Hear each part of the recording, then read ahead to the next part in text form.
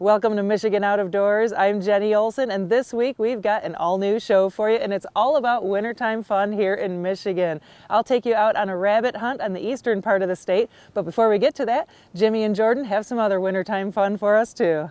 Well, that's right, Jenny. We're actually going to kick off this week's show by doing something very popular in the state of Michigan this time of the year, especially as the weather drops, and that is getting out and doing a little ice fishing. Jordan Brown is going to take us over to the west side of the state for some early season ice and some very good fishing action. We're also going to have a perch recipe for you, actually fish tacos. You won't want to miss that. Make sure you stay tuned. Lots of good stuff on this week's show. I'm Jimmy Gretzinger, and it's time for Michigan Out of Doors. From the first spring rains to the soft summer breeze, dancing on the pine forest floor, the autumn colors catch your eyes. Here come the crystal winter skies. It's Michigan, Michigan out of doors.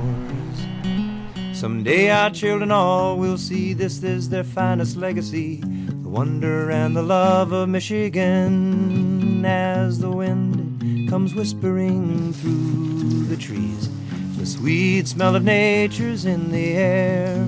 From the Great Lakes to the quiet stream, shining like a sportsman's dream, it's a love of Michigan we all share.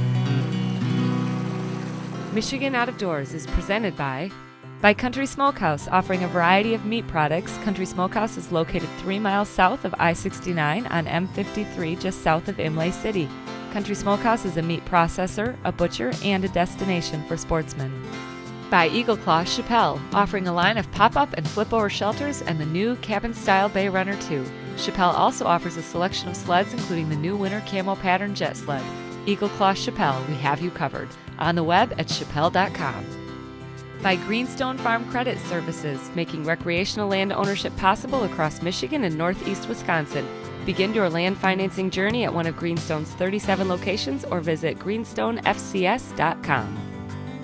By Vanguard, a global manufacturer based in Michigan featuring rifle scopes, binoculars, and spotting scopes with lifetime warranties. Vanguard supplies sporting optics and accessories for the outdoor enthusiast, online at vanguardworld.com. Hi, I'm Jordan Brown, and we kick off this week's show on the hard water near the town of Newaygo, where after weeks of waiting, we were finally able to get out on some safe ice.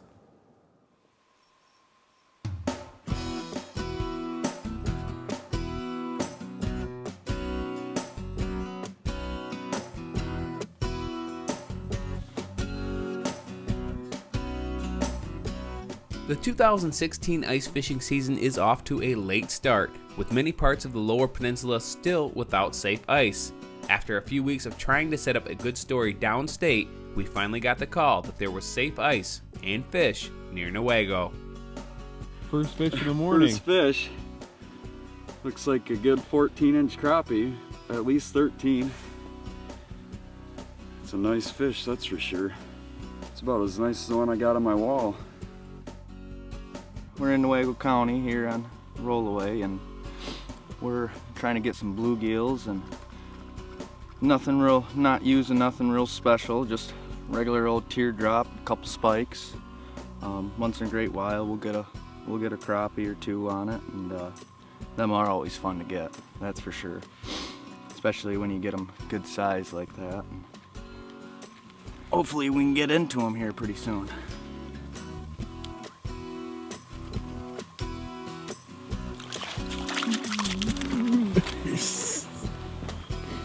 Like I said, we get a crappie or two in here, and as you can see, they're pretty good size.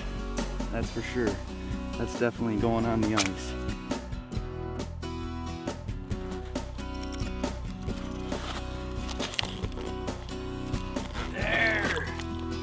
There's a big one. Oh, God.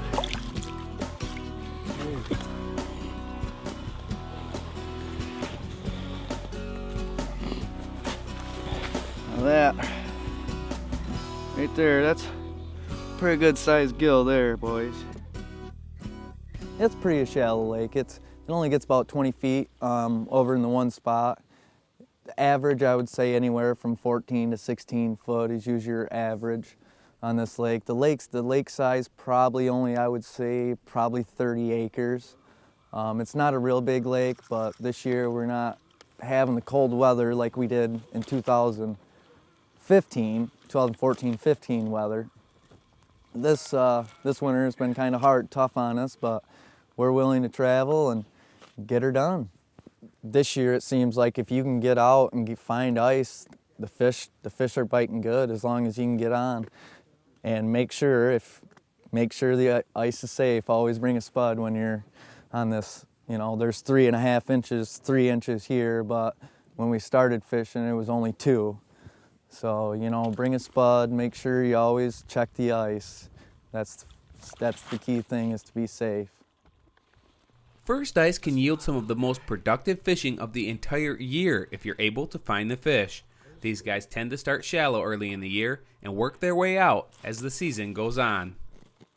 I usually get them a little bit shallower, first ice, depending on the lake. Normally I start out shallow, start that out, and then I'll work my way a little deeper, a little deeper, a little deeper, just to try to see if I can't, you know, find where the most fish are that are biting. And you know, and if they're not biting on one color, switch to another, or, you know, switch your bait. You know, that always helps too. Sometimes, you know, if you're using waxies, sometimes they bite better on red spikes, or, you know, it just all depends on what the fish are really capable of doing that day and what they want to bite on. Fishing's been okay. I mean, this is kind of hit and miss, as you can see. I mean,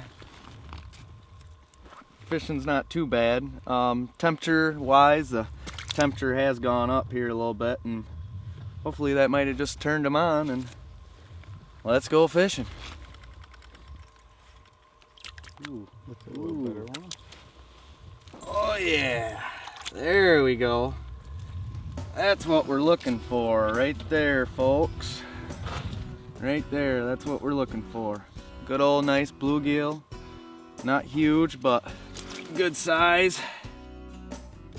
We were off to a great start, and even though we were having to weed through some smaller fish to find the keepers, I think everyone was just happy to be on the ice, catching fish. And with the temperatures rising, the bite continued to pick up as the day went on.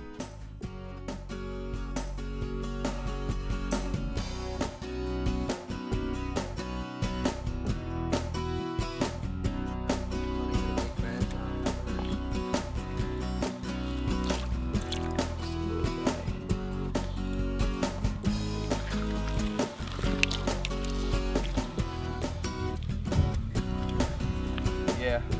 Ooh, this one's a fighter.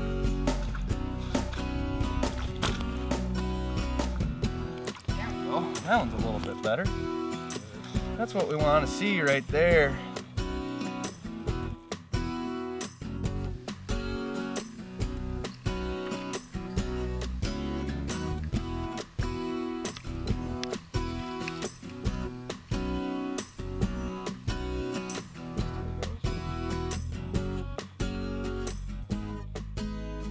In addition to the pan fishing, we also had out several tip-ups, looking for a few bonus pike to put on the ice. On our tip-ups here, we've had to get a couple flags. Nobody's running a steel leader. We haven't really got we don't get a lot of flags if we run a steel leader. Yeah, you might get broke off here or there, get snapped off, but we definitely get more hits on our flags without steel leaders. You know, depending on what lake you're into and how big, if you know what the pike size are in the lake. For example, if you're going to Hardy or Croton, something like that, you better run a steel leader because you will get snapped off. There's monsters in there, that's for sure. But something like this, where you know you can get a lot of flags without running a steel leader, it's a plus. It's always a plus. I don't know. Doesn't feel like much. Oh, I just lost a good fish too. Yeah, not bad. Not bad. Definitely not a fighter. Not bad. He definitely let me take him in slow. If you never ice fished before, it is an experience, that's for sure. I mean, it doesn't take much at all. I know this is, winter. We are in Michigan, so it does get cold during the winter. They do make shanties, heaters. If you ever want to, take out and get an experience out ice fishing, I definitely recommend it. And the reason why that is it's a challenge. It's fun. There's nothing like it. I've been fishing, since I can just remember. I've been a little kid. My dad got into it with me, and we've been ice fishing since I've been 3-4 years old, and I just kind of grew into it, and I love it. I love the sport. Anywhere, it doesn't matter if I'm ice fishing, river fishing, lake fishing. It doesn't matter the species. As long as I got a rod in my hand, I'm always happy. Well, it was a great day on the hard water here in West Michigan with plenty of fish to go around. Special thanks to Brent for inviting me out on my first ice fishing trip of the year here in Michigan's Out of Doors.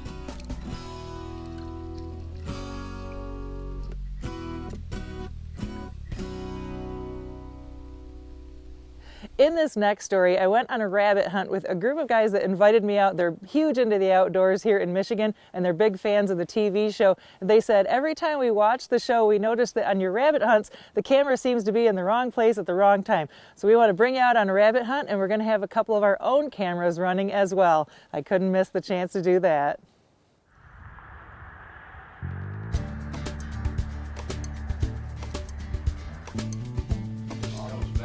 If you three want to stay together, then it's probably this camera. Hello, Jenny. Hey, how's it going? Oh, it's really good. Good. Getting together a game plan? Getting together a game plan. Going over cameras. What's happening here? I got some extra cameramen today? Yeah, we're going to have 3 cameras rolling on a rabbit hunt today, so it should be a good day. Beautiful. Yeah, these group of guys are like brothers to me. We do everything, mostly waterfowl, but we try doing everything together, fishing, hunting, you name it. We love being outdoors together, and it's always a good laugh and a good time.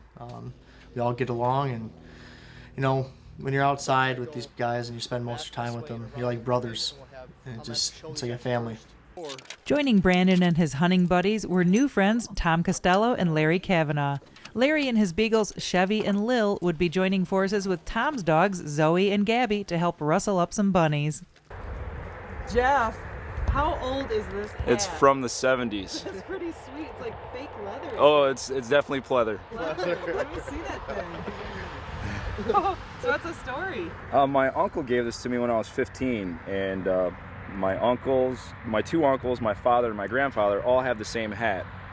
And when my uncle moved to Florida, he gave it to me, so I'd have a matching hat with my father to deer hunt with. Oh, cool. And what's up with the hash marks? Those are all my deer. All your deer? While wearing the hat? Yep. Cool, it's good luck. Yep. Never leaves my hunting area. Tell me a little bit about the land we're hunting, Brandon. This first thicket, it's a neighbor's property that we were hunting. We've hunted it for probably 10 years. It's a 5-acre thicket that holds normally a lot of rabbits, so it's really thick too. All right, we got some dogs too. 4 beagles are coming today. It should be a great hunt. Can't wait to hear them howl. Exciting. I looked at the radar. It looks like the middle of the day we got some rain maybe coming in, so we got to get this done, right? Gotta get it done in the morning. All right, cool. This little chunk of land looked pretty promising, with rabbit tracks and trails everywhere we stepped. Over the years, Brandon has hunted here quite a bit, but never with dogs, and the sound of beagles always makes it more fun.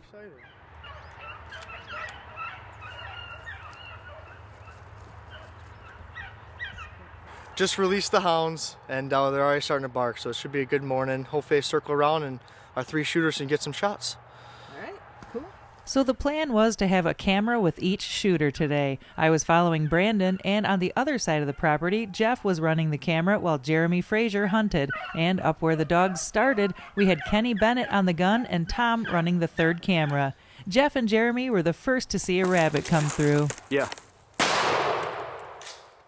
With the first rabbit in the game bag, the guys switched it up. Jeremy became Brandon's cameraman, and I followed Jeff, who traded in the camera for a shotgun.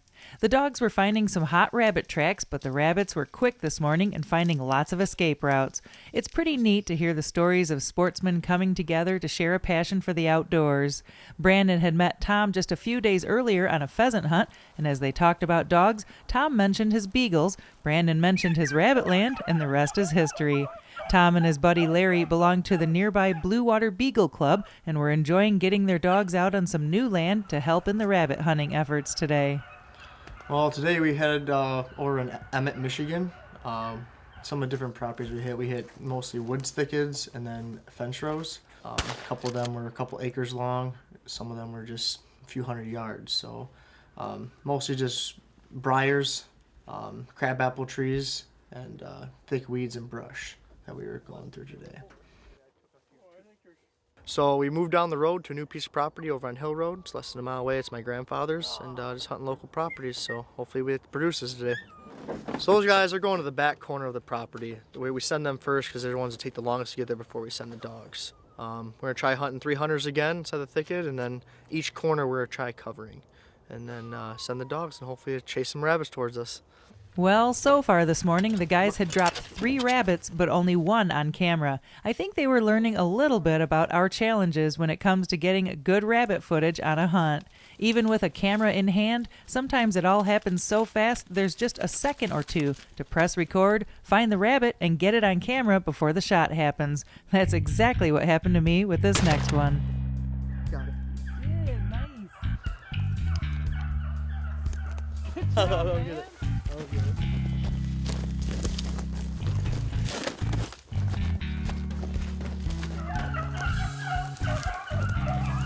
Nice. Thanks. Yes. Oh, finally. Took a while. It's a slow day.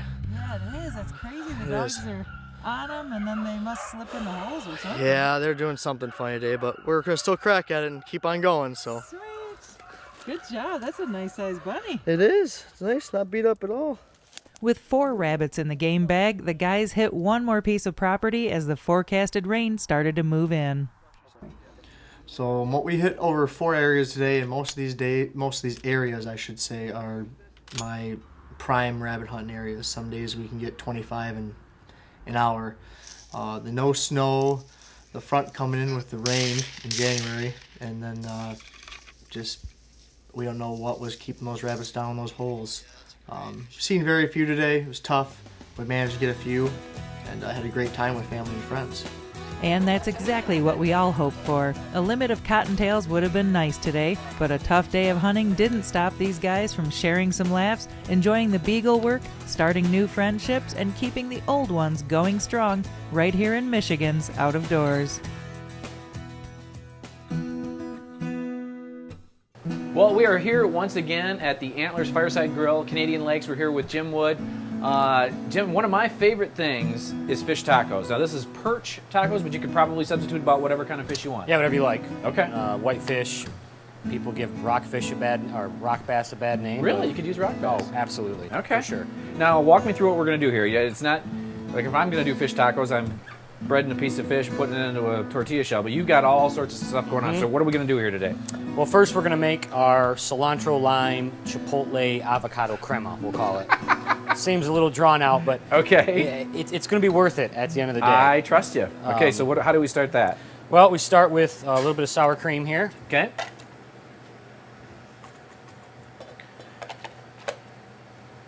So it's a pretty simple dish as far as we're going to be breading some fish, we're going to be putting it in, but this is just kind of the Us what chefs makes it so good. Us chefs like to use the word simple. Like it's so simple. And all that means is it doesn't have, we might have 10 things that we use for the dish. Okay. And there's less than 10 ingredients in each dish, but if you times that by 10, that's 100. But we still call it simple. It's really not. But yeah, it's simple. But Super it is something simple. you can make at home. Absolutely. I mean, okay. it's just going to take time. I'm not doing anything here that's going to change the world, but right. It just takes a little bit of time. Okay. So you're going to whisk your mayo and your sour cream together. Here we have some very finely chopped cilantro. Okay. We've got some lime zest. And then from those limes that we zested, we also have the juice. Oh, okay. So quite a bit of lime in there, which is good. Mm-hmm. Well, it seems like a lot of lime juice. I mean, it really is, but you're mixing it with a lot of fat. Okay. So they kind of, they Balance become each other out friends a very little bit? quickly. Okay. Well, Jim did whisk in a few avocados as well, and then we were on to the corn salsa. Now, this is some corn that he had grilled separately and then shaved off the cob. Also added some red onions and some cilantro as well. And then after that, he put in a little finely diced jalapeno to give it a little bit of a kick. Well, then we were off to the fish. And after Jim dropped his fish in the flour first, he then went into an egg bath and then into a mixture of panko and Rice Krispie mix. Well, since you're always looking for a new batter, well, there you go. Coat well, and then drop into the oil until it is golden brown, and then you're on to the next step. Nice. Okay, so Jim, where are we at? So the last couple components of this dish, right here we just have some Napa cabbage, whatever cabbage you want to use. Okay. We're going to give it a squirt of orange juice and a squirt of lime juice. And you're just going to take, mix that together. Okay. And now you're ready to put together your fish. All right. On the bottom, we're going to take this beautiful crema that we made. We're just going to kind of hit it with that. Nice.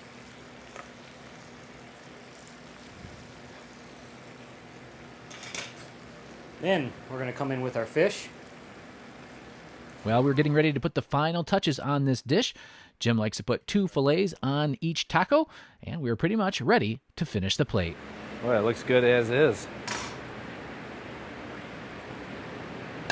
Then you finish off with your corn salsa. Then you're going to take some of that corn salsa that you've prepared for the last couple hours. Now, can you buy corn salsa already done and okay? Yep. And no one's going to hold it against you. Or at least I'm not. Okay, that's good. Wow. All right. Then, on top of that, we took some onions here that we pickled. Super simple. It's just vinegar, salt, sugar. And on top of that, go ahead and hit it with our cabbage.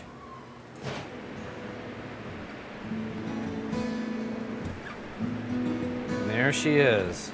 That is perch tacos. Those are your perch tacos. Everything from Michigan, aside from the avocado. Well, if you love fish tacos like I do, this is one you may have to try. You can find the full recipe on our website. Thanks for joining us this week for Michigan Out of Doors. Make sure you check us out online next time you get a chance. You can do it a couple of different ways on our website at MichiganOutofDoorsTV.com. You'll be able to check out the history of the TV show, wild game recipes, as well as episodes there. Or you can visit our Facebook page at Michigan Out of Doors TV. We've got a lot of fun in store coming up for you here this winter. Well, that's right, Jenny. We do have a lot of good stuff coming over the next few weeks here in Michigan Out of Doors. Of course, we'll be doing more ice fishing all around the state of Michigan, some bunny hunting, some coyote hunting, and we'll also be heading indoors to do some lure manufacturing and some decoy carving. So make sure you stay tuned over the next several weeks. Now, just to let you know what's going on over the next couple of months when it comes to deer hunting and big buck nights, we do 2 big buck nights here at Michigan Out of Doors Television. We do one big buck night east in Novi, and that's going to be towards the end of February, and that is always a lot of fun. That's at Outdoorama. Then we do another one in March at the Ultimate Sports Show in Grand Rapids, and that's our Big Buck Night West. Now, the way that we get our entries is we pretty much go through Commemorative Bucks of Michigan. They send us a list of all the deer that they have scored, and then we invite folks from those lists to be a part of those 2 shows. That's the way we do it. Now, next week on public broadcasting, just in the Detroit market, WTVS, they are doing their own Big Buck Night, and that's going to be a week from Thursday. That's going to be on the 28th, and that is going to be a live event starting around 8 or 8:30. And that's really open to anyone. So if you shot a deer or shot a buck and you'd like to be a part of that, you can contact the folks at WTVS and get all the details of when to be there and all that kind of good stuff. And then we're going to parade a lot of bucks up onto the stage, and you get your chance to kind of tell your story for PBS and just in the Detroit market. But that is a big market, and a lot of people will be watching that. So if you'd like to be a part of it, we'd love to see you down there next week, the 28th, at WTVS station. So that's just what's going on over the next couple of months when it comes to deer hunting. But make sure you are joining us right back here on your PBS station every week. And I say this throughout the year, It is a great time of the year to be a sportsman here in the state of Michigan. If we don't see you in the woods or on the water, hopefully we'll see you right back here next week on your PBS station. Michigan Out of Doors is presented by the Michigan chapters of Safari Club International. For over 40 years, SCI has been protecting hunters' rights and promoting wildlife conservation here in Michigan and around the world. SCI chapter locations can be found on the web at firstformichigan.org. By Showspan, producing consumer shows including Outdoorama February 25th through 28th at Novi's Suburban Showplace. The show features tackle, trips, boats, outfitters, wildlife encounters, and of course, Big Buck Night. That's Outdoorama in Novi, February 25th through 28th. By Eagle Claw Chappelle, offering a line of pop-up and flip-over shelters and the new cabin-style Bay Runner 2. Chappelle also offers a selection of sleds, including the new winter camo pattern jet sled. Eagle Claw Chappelle, we have you covered. On the web at chappelle.com. I am a Michigan man.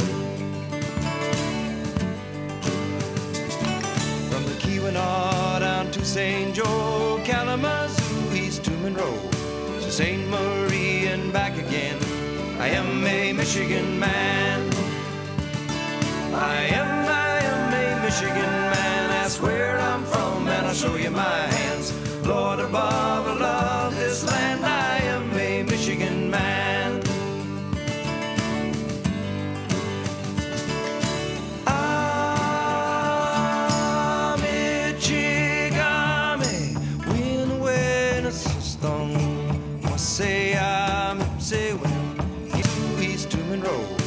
St. Marie and back again.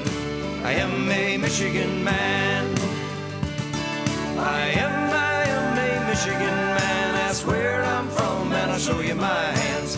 Lord above, I love